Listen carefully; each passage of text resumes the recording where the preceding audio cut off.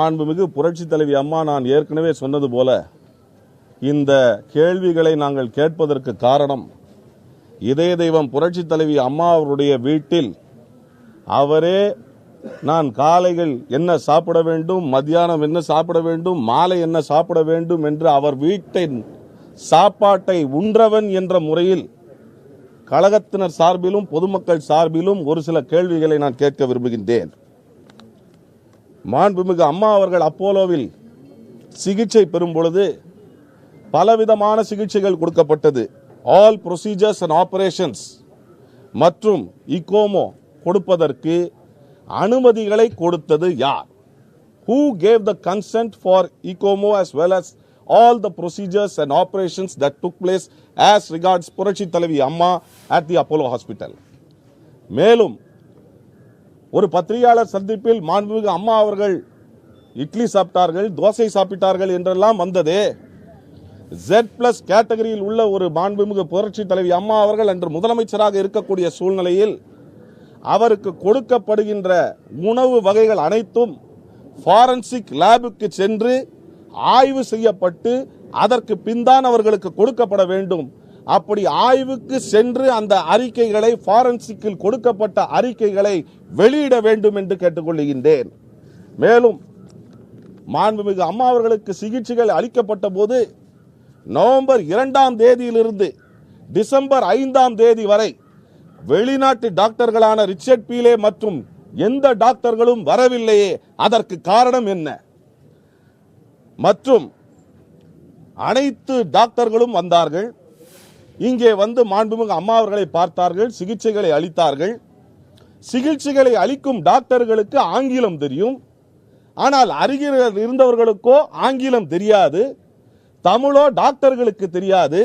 அப்படி இருக்கின்ற சூழ்நிலையில் அவர்களுக்கு கொடுக்கப்பட்டிருக்கின்ற சிகிச்சை விவரங்களுக்கு அறிந்து தெரிந்து விவரங்களை தெரிந்து அனுமதி கொடுத்தது யார்?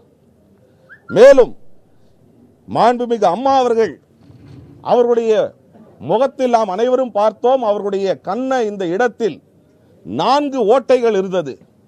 அந்த ஓட்டைகளுக்கு அவர்கள் கொடுத்த விளக்கம் அது பிளாஸ்டர் பண்ணப்பட்டு பிளாஸ்டரி ஒட்டப்பட்டு அதனால் ஸ்கின் பீலிங் ஏற்பட்டிருக்கின்றது என்று சொன்னார்கள்.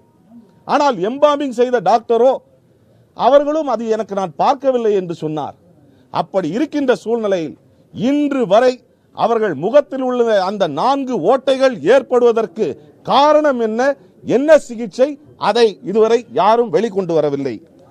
மேலும் மாண்புமிகு அம்மா அவர்களை பார்க்க வருகின்ற எந்த ஒரு தலைமை பொறுப்பில் இருந்தவரும், கவர்னர் வந்திருக்கின்றார், மத்திய அமைச்சர்கள் வந்திருக்கின்றார்கள், முதலமைச்சர் வந்திருக்கின்றார், அமைச்சர் பெருமக்கள் வந்திருக்கின்றார்கள். அங்கே இருக்கின்ற காவல்துறை Z+ கேட்டகரிக்கு லாக் புக் என்ற ஒன்றை அவர்கள் மெயின்டைன் செய்ய வேண்டும்.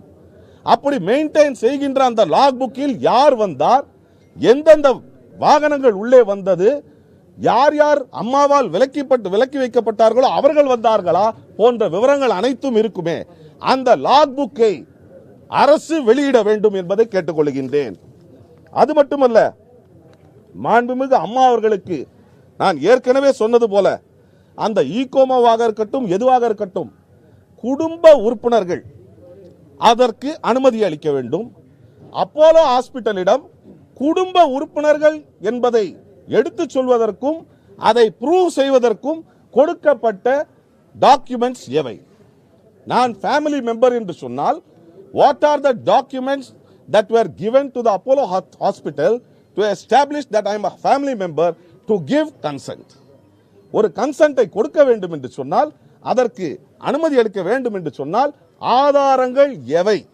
அந்த ஆதாரங்களை வெளியிட வேண்டும் என்று கேட்டுக்கொள்கின்றேன்.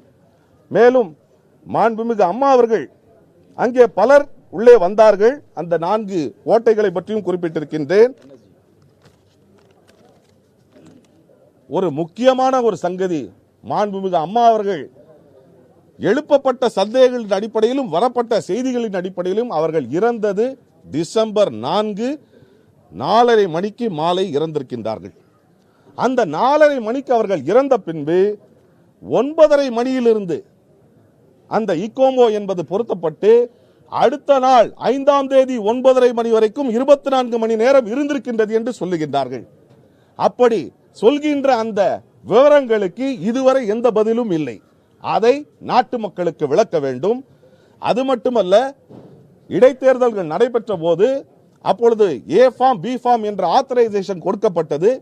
அந்த ஆத்தரைசேஷன் கொடுக்கப்பட்ட போது மாண்புமிகு அம்மா அவருடைய கையை எடுத்து அங்கே அந்த தம்ப் இம்ப்ரெஷன் கை நாட்டு வைக்கப்பட்டிருக்கின்றது. அப்பொழுது இருந்த திரு பாலாஜி அவர்கள் விசாரிக்கப்பட வேண்டும். அப்படி அவர் விசாரிக்கப்பட்டால்தான் மேற்கொண்டு என்னென்ன கையெழுத்துகள் அங்க வாங்கப்பட்டது என்பதும் இந்த நாட்டு மக்களுக்கு தெரிய வரும். ஆகவே இவை எல்லாம் நாங்கள் எழுப்புகின்ற முக்கியமான கேள்விகள். பிசியோதெரபிஸ்டை பொறுத்தவரையில் அப்போலோ என்ற அந்த மருத்துவமனை தரமுள்ள மருத்துவமனை, இன்டர்நேஷனல் அக்ரெடிடேஷன் வாங்கிய ஒரு மருத்துவமனை. பிசியோதெரபியில் இன்டர்நேஷனல் அக்ரெடிடேஷன் வாங்கிய அப்போலோ எதற்காக சிங்கப்பூரில் இருந்து ஒரு பிசியோதெரபிஸ்டை வரவழைக்க வேண்டும்? அதற்கும் அனுமதி அளித்தது யார்? எதற்காக இவைகள் செய்யப்பட்டன என்ற இந்த மர்ம முடிச்சுகளுக்கு கண்டிப்பாக பதில் இந்த நாட்டு மக்களுக்கு தெரிந்தாக வேண்டும் என்பதுதான் எங்களுடைய கேள்வி.